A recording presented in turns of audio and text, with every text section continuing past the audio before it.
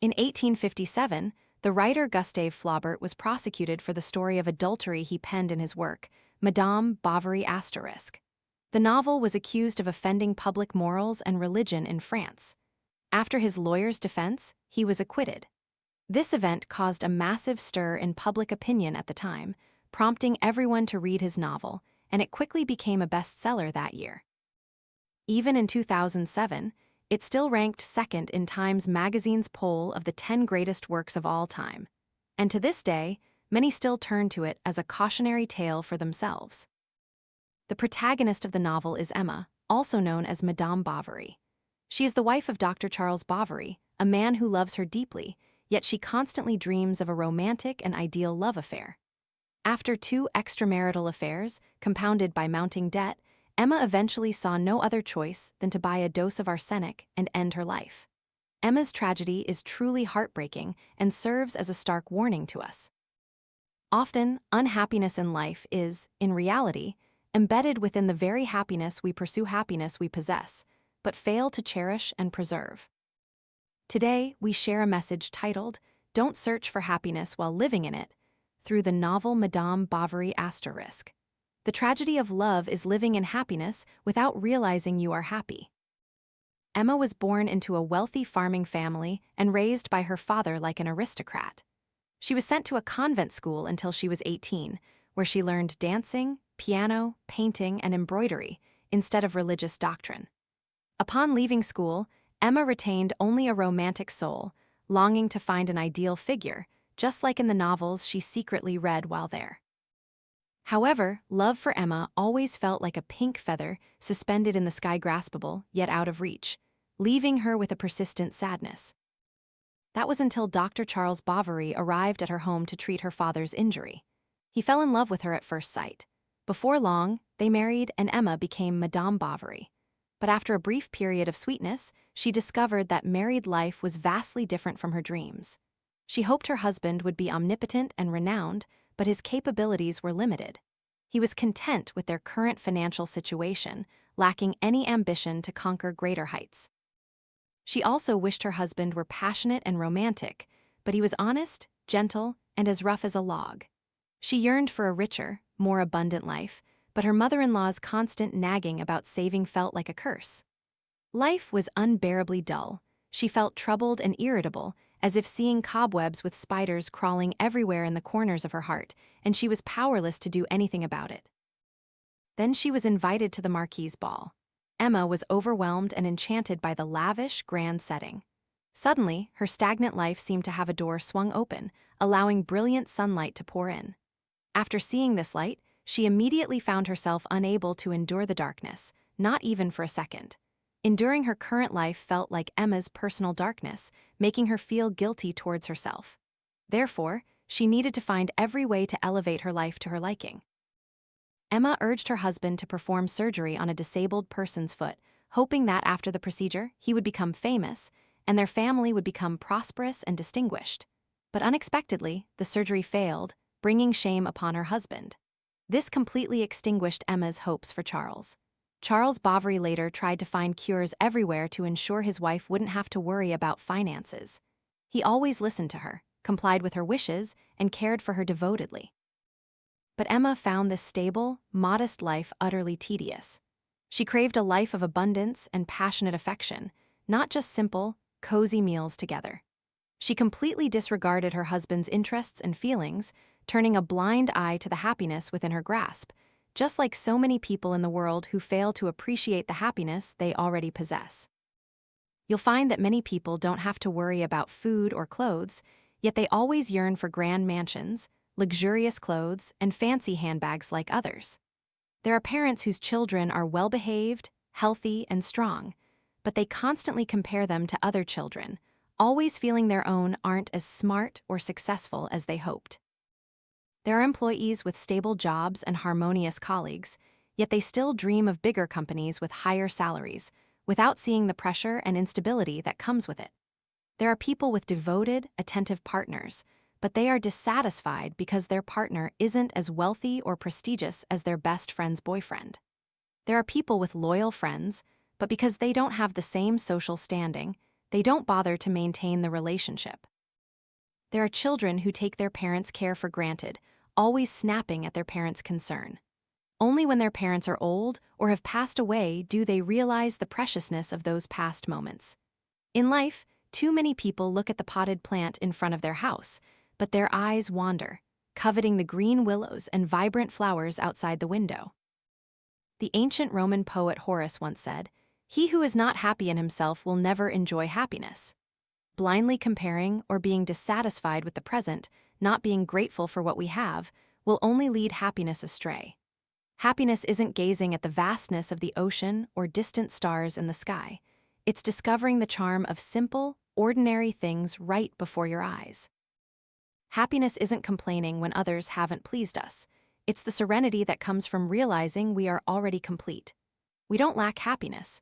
We only lack the discovery and understanding that happiness has long been present in our own lives. Only when you recognize the value of what you have, know how to cherish it, and find joy in simple and familiar things will you truly feel the meaning of happiness. Otherwise, happiness will forever remain out of reach if we live within happiness, but keep chasing after another, far-off happiness. This, in essence, is life's greatest misfortune. The happiness we tirelessly pursue is merely an illusion. Seeing his wife's despondency, Charles decided to change their environment and move elsewhere. There, Emma met a man named Leon. Leon was versatile and graceful in his manners. He loved music, painting, and literature, and his conversations resonated perfectly with Emma. The two began to interact frequently, exchanging unspoken affections. Emma secretly rejoiced, believing she had found her soulmate. But Leon, for the sake of his career, later turned his back and left for Paris. Life, which seemed bright after a long reign, was now shrouded in clouds. Then another man, Rodolphe, a 34-year-old farm owner, appeared. He was wealthy, generous, and experienced, immediately captivated by Emma's beauty, but also seeing through her superficiality and vanity. So Rodolphe began whispering sweet nothings into her ear, playing his game to hook her. Emma, compliant, drew closer, and the two became entangled, feeling as if they should have met sooner. Emma immersed herself in the illicit pleasure of the affair, but it wasn't enough. She proactively suggested that she and Rodolphe run away together. Rodolphe pretended to agree, delaying it repeatedly, until finally, on the appointed day, he left only a letter and vanished without a trace. Emma was utterly heartbroken and fell severely ill, yet she was still devotedly cared for by her husband. Emma always yearned for a passionate love to soothe her barren heart, and she successively met Leon, then Rodolphe. Each time, she believed she had found true love, but ultimately they were all fleeting dreams. If the affair with Leon was like a drop of water sliding off a lotus leaf, with Rodolphe, Emma had gambled everything. Rodolphe, the man who understood her heart and was unafraid to be generous, seemed like the ideal partner fate had given her. For him, Emma was willing to burn all bridges, abandoning her husband and child. But for a seasoned womanizer like Rodolphe, it was merely a prearranged game. When the game became boring, he would easily withdraw without a hint of regret. In life, too many people, like Emma, are filled with illusions and expectations for a better partner than their current one. The ideal person must be tall, radiant, with a high-paying, reputable job. For her, he must be capable of earning money while she spends freely. His personality must be gentle. No matter how unreasonable she is, he must be patient and understand her thoughts, even if she doesn't express them. And for him, the ideal woman is beautiful, charming, well-dressed, puts on makeup to maintain his reputation, is capable, obedient, always praises and admires him, and so on. But how can one find such perfect people in imagination? Currently, many young people say they dare not marry easily because the right person hasn't appeared. The right person in their imagination is a 100% perfect lover. A famous MC once said that there is no one in this world who is completely compatible and perfect for you. If there is, it's certainly a manipulator. If you unexpectedly meet someone who seems perfect and compatible, be very careful. No one is like that. That person definitely has an agenda when approaching you. Pursuing unrealistic illusions is no different from trying to catch the moon in the water, pluck stars from the sky, or chase mirages in the desert. If you strive with all your might to achieve what is called perfection, it will ultimately be in vain. Because happiness doesn't come from the perfection of others or the fulfillment of our own expectations, but from growth in awareness, appreciation for what we have, and beautiful, meaningful emotions that don't just happen, but arise from the effort and understanding of both sides. Instead of tirelessly searching externally and placing expectations on others, we need to turn inward, learn to view life with positivity and gratitude.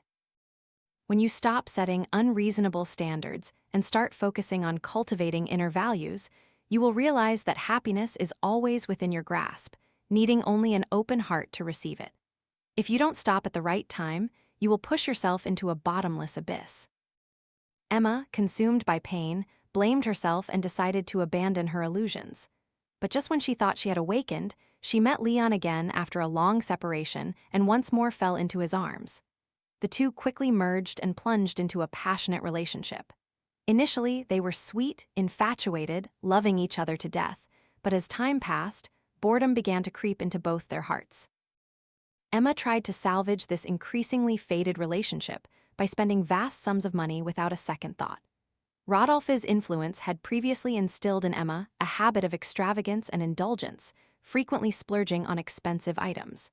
This habit worsened when she was with Leon.